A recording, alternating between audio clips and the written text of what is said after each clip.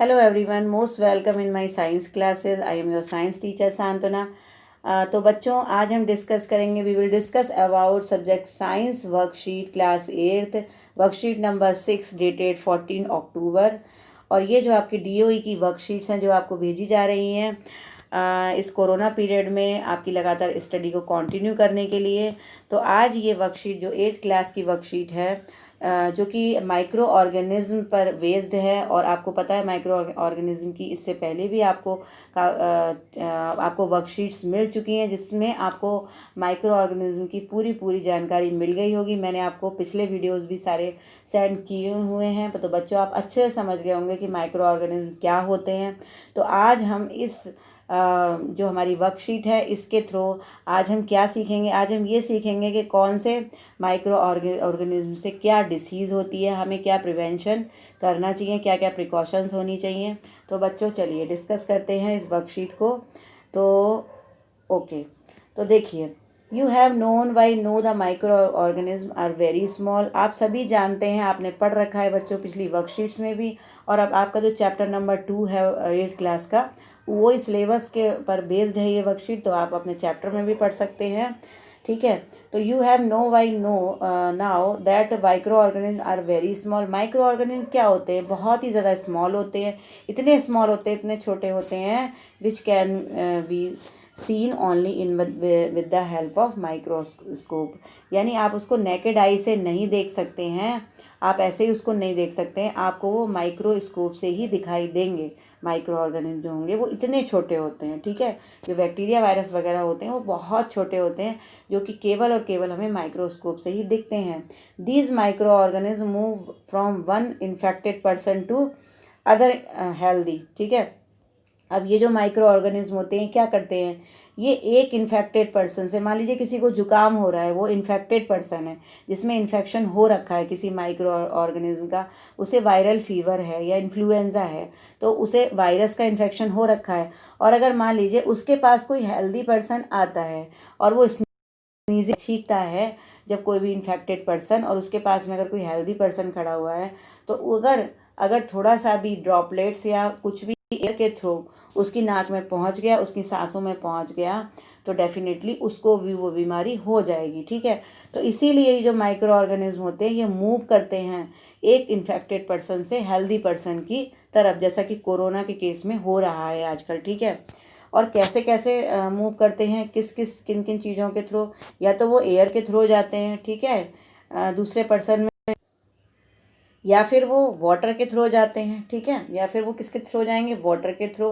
मान लीजिए आपने जो है किसी बीमार व्यक्ति का अगर झूठा पानी पी लिया तो वो वाटर के थ्रू भी जा सकते हैं, या फिर आपने गंदा पानी पी लिया जिसमें माइक्रो ऑर्गेनिज्म है, बैक्टीरिया जिसमें है, पानी के अंदर गंदगी है, आपने वो पी लिया तो उसके थ्रू भी जा सकते हैं। ब्रीथ यानी सांस लेने के थ्रू जा सकते हैं, आप सांस ले रहे हैं तो एयर के थ्रू पहुंच गए, या फिर कांटेक्ट यानी छूने से भी हो सकता है। बहुत सारी डिसीज़ है जो छूने से भी होती हैं, बहुत सी डिसीज़ एयर से होती है, बहुत सी डिसीज़ वाटर से होती है। तो अलग अलग तरीके की जो है यहाँ पर हम ऐसे कॉज पढ़ेंगे जिससे कि माइक्रो ऑर्गेनिज्म हमारे अंदर हमारी बॉडी में डिसीज़ जो है वो प्रोड्यूस करते हैं। तो कैसे कैसे करते हैं आइए हम आगे जानते हैं। Today we will learn about diseases. हम आज बीमारियों के बारे में पढ़ेंगे कॉज बाई माइक्रो ऑर्गेनिज्म, जो कि माइक्रो ऑर्गेनिज्म से होती हैं, सूक्ष्म जीवियों से होती हैं। कहाँ कहाँ होती हैं? In human and animal. Human में भी हो सकती हैं यानी मनुष्यों में भी हो सकती हैं, और एनिमल्स में अन्य जानवरों में भी हो सकती हैं। ठीक है, तो चलते हैं डिसीज़ की तरफ। तो देखिए डिसीज़ का चार्ट आपको दे रखा है, बहुत अच्छा चार्ट है, इसको आप देखिए ध्यान से, आपको समझ में आ जाएगा। ठीक है, तो देखिए चलते हैं हम चार्ट की तरफ। तो देखिए 3 तरीके के माइक्रो ऑर्गेनिज्म हमें यहाँ पर दे रखे हैं। पहला प्रोटोजोआ है, दूसरा बैक्टीरिया है, और तीसरा वायरस है।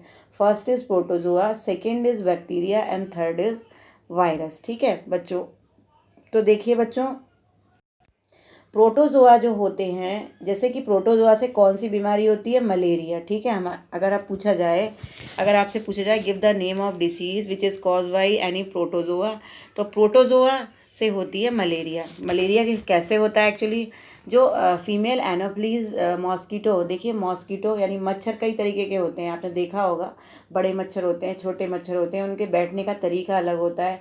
एनोफ्लीज जो होता है वो 45 डिग्री के एंगल पर बैठती है। क्यूलेक्स जो होता है वो बिल्कुल सीधा बैठता है, ठीक है। एडीज़ मॉस्किटो मतलब अलग अलग तरीके के होते हैं और वो अलग अलग बीमारियां पैदा करते हैं। तो जो मलेरिया का मच्छर है उसका नाम है फीमेल एनोफ्लीज। एक्चुअली फीमेल ही जो है वो मलेरिया है उसको प्रोड्यूस करती है, ठीक है। तो फीमेल एनोफ्लीज की जो सलाइवा होती है यानी लार होती है, उसके अंदर एक प्रोटोजोआ होता है, उसका नाम होता है प्लाज्मोडियम वाइवेक्स, ठीक है। ये आप आगे पढ़ेंगे, आगे की कक्षाओं में पढ़ेंगे हायर क्लासेस में, लेकिन आप इतना ध्यान रख सकते हैं कि प्रोटोजोआ कौन सा होता है, प्लाज्मोडियम, पूरा नाम मत याद रखिए। तो प्लाज्मोडियम जो कि मच्छर की लार में होता है वो कहाँ जाता है, वो हमारी बॉडी में जब वो हमें काटता है तो हमारी बॉडी में चला जाता है और उसके बाद हमें कौन सी बीमारी हो जाती है, मलेरिया। तो मलेरिया से बचने के लिए जैसा कि आप यहाँ देख रहे हैं, ये देखिए फिगर दे रखी है, तो यहाँ पर ये देखिए ये लगा रखा है, ठीक है, मच्छरदानी, तो ये आपको लगानी चाहिए। ओके, चलिए अब इसके बाद आगे चलते हैं। फिर अभी मैं और भी चीज़ें बताऊंगी आपको मलेरिया के बारे में। फिर हम चलते हैं बैक्टीरिया की ओर, ठीक है। तो बैक्टीरिया में आप देखिए बैक्टीरिया से कौन कौन सी डिसीज़ होती हैं। तो ट्यूबरकुलोसिस होती है, ठीक है, कॉलरा हो सकता है और टाइफाइड हो सकता है, ठीक है। तो देखिए ट्यूबरकुलोसिस के लिए ज़रूरी है कि साफ़ सफाई का बहुत ध्यान रखना चाहिए। और ये जो है ट्यूबरकुलोसिस में सांस की बीमारी हो जाती है, ठीक है। टीबी, और टीबी जो है इन्फेक्शन हो जाता है चेस्ट में और बहुत ज़्यादा सांस लेने में तकलीफ़ होती है। हालांकि टीबी भी बहुत तरीके की होती हैं बच्चों, अलग अलग, आपको ज़रूरी नहीं है कि आपको टीबी जो है वो लंग्स में ही हो। टीबी जो है और भी पार्ट्स में हो सकता है बॉडी के, तो इतना जानना ज़रूरी नहीं है, लेकिन ज़रूरी ये है कि बैक्टीरिया, टीबी जो है वो बैक्टीरिया से होता है। इसके अलावा कॉलरा भी एक ऐसी डिसीज़ है जो कि बैक्टीरिया से होती है, ठीक है। और इसके अलावा जिसमें आपको जो है वोमिटिंग होती है बहुत ज़्यादा, बार बार आपको लूज़ मोशन होते हैं, तो ये बहुत इन्फेक्शन हो जाता है, बहुत बड़ी प्रॉब्लम हो जाती है इसमें। टाइफाइड, पेट में दर्द वगैरह रहता है और फीवर होता है, तो ये किसकी वजह से होता है, ये भी बैक्टीरिया की वजह से होता है। इन्फेक्शन हो जाता है वाटर से आपको, ठीक है। तो ये जो है 3 बीमारियां यहाँ पर जो दे रखी हैं आपको, 3 टाइप्स ऑफ डिसीज़, ये तीनों किससे होती हैं, बैक्टीरिया से। तो आपको ये पता होनी चाहिए तीनों, ठीक है। उसके बाद फिर आगे चलते हैं वायरस की तरफ। तो वायरस से देखिए क्या क्या होता है। वायरस से डिसीज़ होती है पोलियो, मीज़ल्स, हेपेटाइटिस ए और चिकन पॉक्स, ठीक है।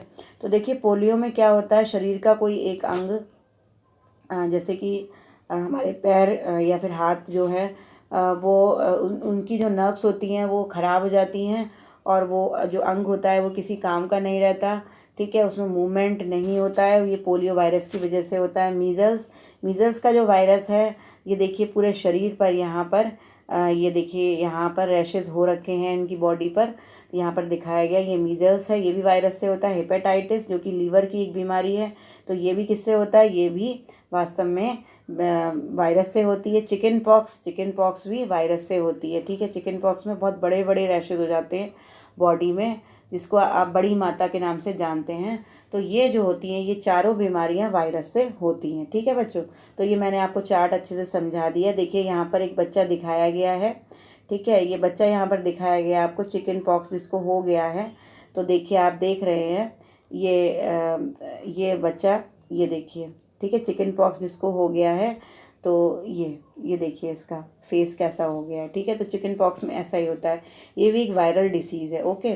अब देखिए सबसे बड़ी बात ये है कि हमने डिसीज़ तो पढ़ ली, लेकिन इन डिसीज़ को हम प्रिवेंट कैसे कर सकते हैं, ठीक है। तो हम उस पर विचार करते हैं। तो देखिए सबसे पहले तो है कीप योर सराउंडिंग क्लीन, ठीक है। सबसे पहले हमें अपने चारों तरफ का जो वातावरण है, जो हमारी सड़कें हैं, हमारा घर है, हमारी गलियां हैं, हमें अपने चारों तरफ का जितना भी वातावरण है, हमारा गार्डन है, सब बहुत अच्छे से क्लीन रखना चाहिए।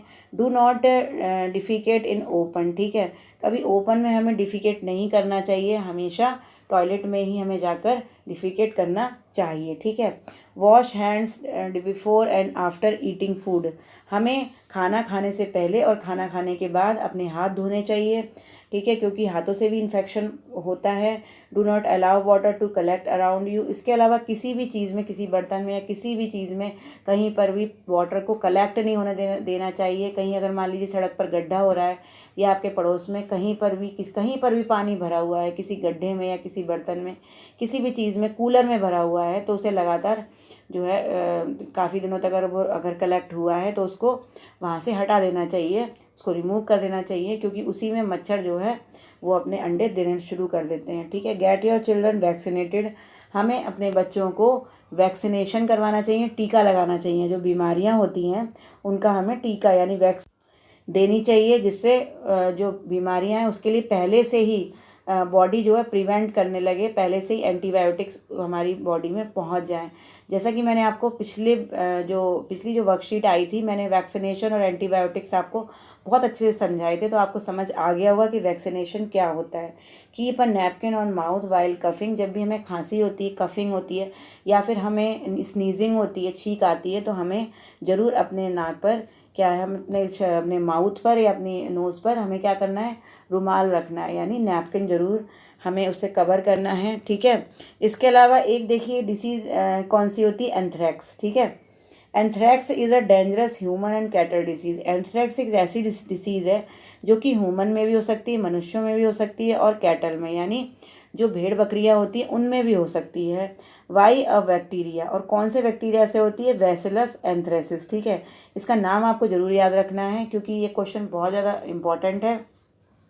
तो एंथ्रैक्स किससे होता है, बैसिलस एंथ्रेसिस। ठीक है, इससे होता है एंथ्रैक्स, और इसको डिस्कवर सबसे पहले किसने किया था, रॉबर्ट कोच ने इसे डिस्कवर किया था। ठीक है, ये देखिए हेपेटाइटिस ए की वैक्सीन यहाँ पर दिखाई गई है।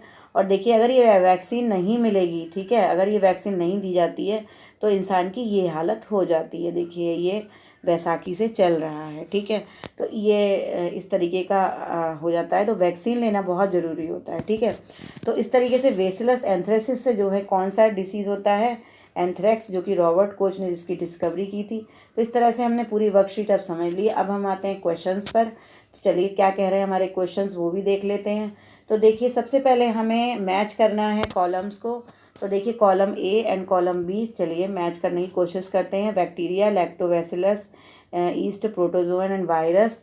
और कॉलम बी में है setting of curd, making of bread, causing malaria, causing cholera, causing chick. ठीक है, एक्चुअली ये चिक नहीं है, ये चिकन पॉक्स है। ओके, तो इसको आप ठीक कर लीजिएगा, ये चिकन पॉक्स है यहाँ पर। ओके, तो ये ई है। ठीक है, अब चलते हैं, देखिए क्या दे रखा है, बैक्टीरिया। बैक्टीरिया से क्या होता है, इनमें से आप छांटिए।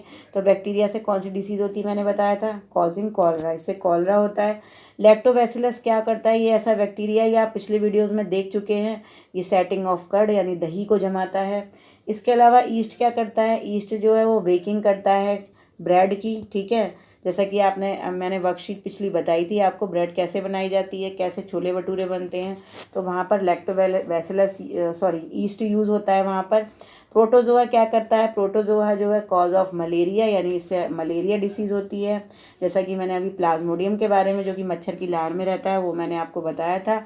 इसके अलावा वायरस से चिकन पॉक्स हो जाता है। ठीक है, तो ये हमने सारे जो है मैच कर दिए। उसके बाद क्वेश्चन नंबर 2 जो है हमारा, वो क्या कह रहा है, write any 2 ways to prevent malaria. तो अगर हमें मलेरिया से प्रिवेंशन चाहिए, अगर हम चाहते हैं कि हमें मलेरिया ना हो, तो हमें क्या करना पड़ेगा। देखिए यहाँ पर प्रिवेंशन दे रखी है।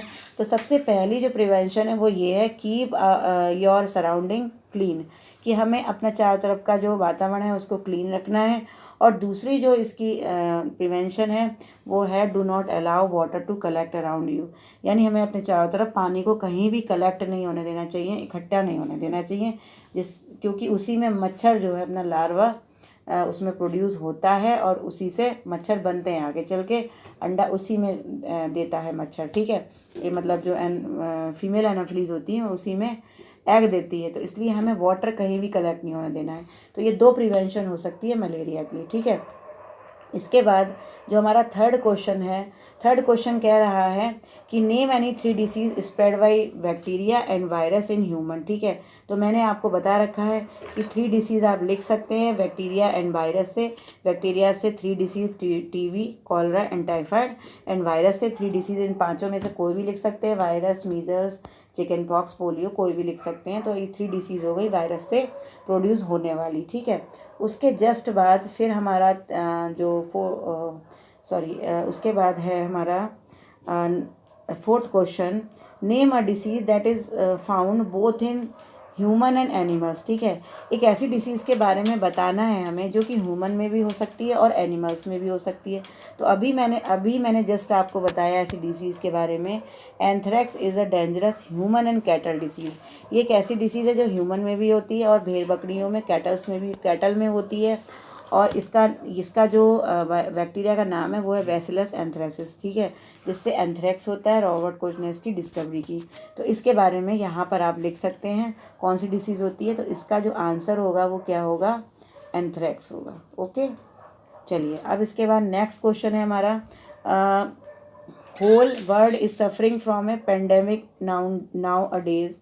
यानी पूरा वर्ल्ड इस समय जो है एक सफ़र कर रहा है एक बीमारी से। Name the pandemic and the micro organism by which is spread. उस पेंडेमिक का हमें नाम लिखना है कि क्या पेंडेमिक मतलब क्या डिसीज़ है वो, और किस माइक्रो ऑर्गेनिज्म से वो हो रही है, and mention some ways to prevent it. ठीक है, और हमें उसके बचाव के लिए हमें क्या करना चाहिए। तो देखिए क्या पेंडेमिक है, ये है कोविड-19 यानी कोरोना। ठीक है, ये आपको पता है यही चल रहा है। ठीक है, इसको कोविड-19 भी आप लिख सकते हैं। ओके, तो ये तो हो गया पेंडेमिक। इसके बाद में आपको माइक्रो ऑर्गेनिज्म अगर लिखना है तो ये होता है कोरोना वायरस से। ठीक है, कोरोना वायरस या फिर कोविड-19 वायरस का नाम है। ओके, इसके बाद में नाम भी कोरोना वायरस ही है। And mention some ways to prevent it. तो सबसे पहला जो प्रिवेंशन है वो सबसे पहला कि सोशल डिस्टेंसिंग। ठीक है, कोरोना से प्रिवेंट करने के लिए सबसे जो पहला एक तरीका है, सबसे पहला तरीका जो है वो क्या है हमारा, सोशल डिस्टेंसिंग। ठीक है, तो फर्स्ट ऑफ ऑल हम क्या लिखेंगे, सोशल। ठीक है बच्चों, थोड़ा देख लीजिएगा, डिस्टेंसिंग। ओके, ये फर्स्ट जो है इसका तरीका है। और सेकंड इज़ क्या है, सेकंड आपका ये लिखा है, wash your hand with soap and water regularly. ठीक है, तो ये दो चीज़ें ऐसी हैं जिनको आप लगातार यूज़ करेंगे तो क्या होगा, आपको जो है प्रिवेंशन रहेगा कोरोना वायरस से। तो ये दो चीज़ें हमें बनाकर रखनी है। इसके अलावा आप थर्ड भी लिख सकते हैं, थर्ड आप लिख सकते हैं जो आप आमतौर पर करते हैं घर से बाहर निकलते समय, यूज़ मास्क। ठीक है, ऑन योर माउथ, यानी अपने माउथ को, अपनी नोज़ को हमें किससे कवर करके रखना है, कवर करना है। ठीक है, मास्क से। तो ये आप ये सारी चीज़ें लिख सकते हैं क्वेश्चन नंबर 5 के आंसर में। तो इस तरीके से बच्चों आज मैंने आपको ये जो वर्कशीट है ये बिल्कुल कम्प्लीटली अच्छे से एक्सप्लेन कर दी है। तो आप आई होप आप अच्छे से समझ गए होंगे। अगर आपको कोई प्रॉब्लम है तो आप मुझे कमेंट करके भी बता सकते हैं। इसके अलावा बच्चों, अगर आपने चैनल सब्सक्राइब नहीं किया तो उसको कर लीजिए और मुझे ज़रूर मेरे वीडियोज़ को लाइक कीजिए। कोई प्रॉब्लम हो तो पूछ भी सकते हैं। और इसके अलावा बच्चों जो SKB के बच्चे हैं वो प्लीज़ अपना नेम, अपना रोल नंबर और इसके अलावा SKB, केवल SKB लिखना है और इससे ज़्यादा कुछ नहीं लिखना है। SKB लिख करके मुझे अपनी प्रेजेंस दें कि कौन कौन बच्चे ने इस वीडियो को देखा है। ठीक है, तो अगर आप ऐसा करेंगे तो आपकी प्रेजेंस लग जाएगी, क्योंकि आपकी प्रेजेंस लगनी बहुत ज़रूरी है, ये कंपलसरी है। तो आप सभी अपनी प्रेजेंस दें, वीडियो को देखें और इसका आनंद लें। और मुझे लगता है जहाँ तक आपको अच्छे समझ में आ गया होगा। ठीक है, तो आप अब कीजिए अपना होमवर्क कंप्लीट और इसी तरह से लगातार कॉन्टिन्यूसली, जैसा कि यहाँ पर आपने मैसेज पढ़ा भी है, wash your hand with soap and water regularly. लगातार साबुन से और पानी से अपने हाथ धोते रहें, सुरक्षित रहें, स्वस्थ रहें। अपने परिवार की भी हेल्प कीजिए, उनको भी सिक्योर एंड सेफ्टी दीजिए, सिक्योरिटी एंड सेफ्टी दीजिए और अपना भी ध्यान रखिए। तो फिर मिलती हूँ नेक्स्ट वीडियो में। Good bye, thanks for watching my video. Okay बच्चों, हैव अ नाइस डे।